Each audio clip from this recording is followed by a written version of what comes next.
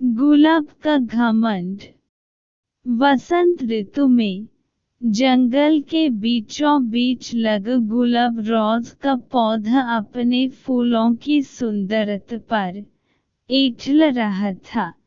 पास ही लगे चीड़ फाइन के कुछ पेड़ आपस में बातें कर रहे थे।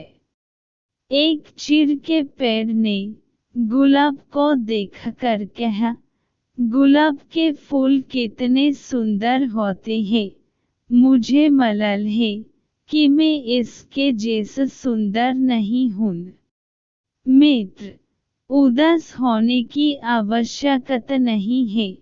हर किसी के पास सब कुछ तो नहीं हो सकता। दूसरे चिड़ के उसकी इस बात का उत्तर दिया। गुलाब ने उनकी बातें सुन ली और उसे अपनी सुंदरता पर और गुमान हो गया।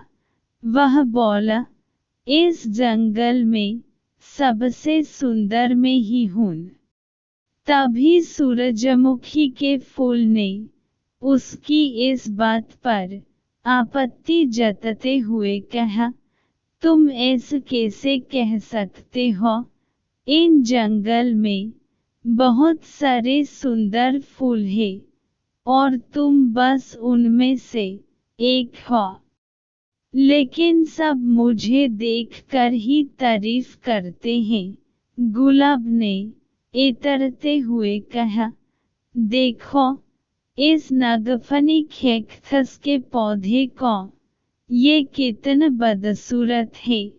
इस पर तो कांटे ही कांटे हैं, कोई इसकी तारीफ नहीं करता।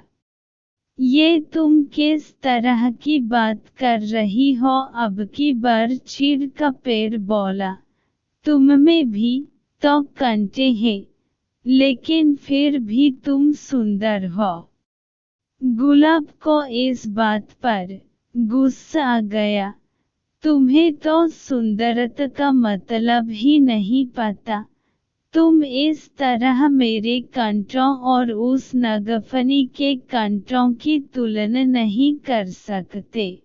हम में बहुत फर्क है। मैं सुंदर हूँ और वो नहीं। तुम में घमंड चढ़ गया है। गुलाब इतना कहकर चीड़ के पेड़ ने अपनी डलियों दूसरी ओर झुक ली। इन सब के बीच नागफनी का पौधा चुपचाप रहा, लेकिन गुलाब ने गुस्से में अपनी जड़ें नागफनी के पौधे से दूर हटने की कोशिश की, लेकिन ऐसा संभव नहीं था। कुछ देर प्रयास करने के बाद गुलाब ने चिढ़कर नागफनी के पौधे से कहा, तुम एक निरर्थक पौधे हो। तुम में न सुंदरता है, न ही तुम किसी काम के हो।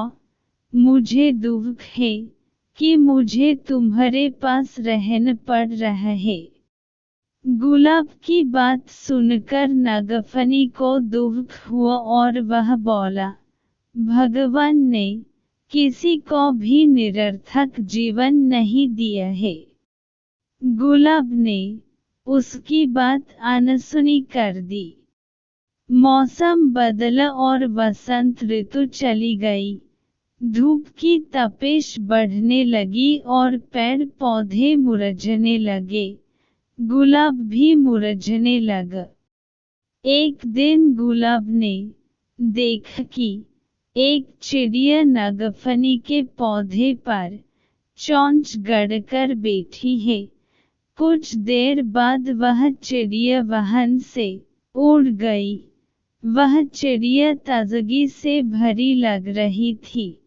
गुलाब को यह बात समझ नहीं आई कि वह चिड़िया नागफनी पर बैठकर क्या कर रही थी। उसने चीड़ के पेड़ से पूछा, यह चिड़िया क्या कर रही थी? चीड़ के पेड़ ने कहा, ये चिड़िया नागफनी के पौधे से पानी ले रही है। ओह, लेकिन क्या इसके चोंच गड़ने से नागफनी को दर्द नहीं हुआ होगा? गुलाब ने पूछा। अवश्य हुआ होगा, किंतु दयालु नागफनी चिड़िया को तकलीफ में नहीं देख सकता था। चीड़ के पेड़ ने उत्तर दिया। ओह, तो इस गर्मी में नागफनी के पास पानी है। मैं तो पानी के बिन सूख रहा हूँ। गुलाब उदास हो गया। तुम नागफनी से मदद क्यों नहीं मांगते? वह अवश्य तुम्हारी मदद करेगा। चिड़िया अपनी चोंच में भरकर तुम्हारे पास ले आएगी, चीड़ के पेड़ ने सलाह दी। गुलाब नागफनी से कैसे मदद मांगता? उसने तो अपनी सुंदरता के घमंड में उसे बहुत बुरा भला कहा था, लेकिन तेज धूप में अपना जीवन बचाने के लिए आखिरकार एक दिन उसने नागफनी से मदद मांग ही ली। नागफनी दयालु था, वह मदद के लिए फौरन राजी हो गया। चिड़िया भी मदद को आगे आई। उसने नागफनी से पानी चूस और अपनी चोंच में भरकर गुलाब के पौधे की जड़ों में डाल दिया। गुलाब का पौधा फिर से तरोताजा हो गया। गुलाब को समझ आ गया था कि किसी को देखकर उसके बारे में राय नहीं बननी चाहिए। उसने नागफनी से माफी मांग ली। सीख 1. किसी की शक्ल देखकर कोई राय नहीं बननी चाहिए।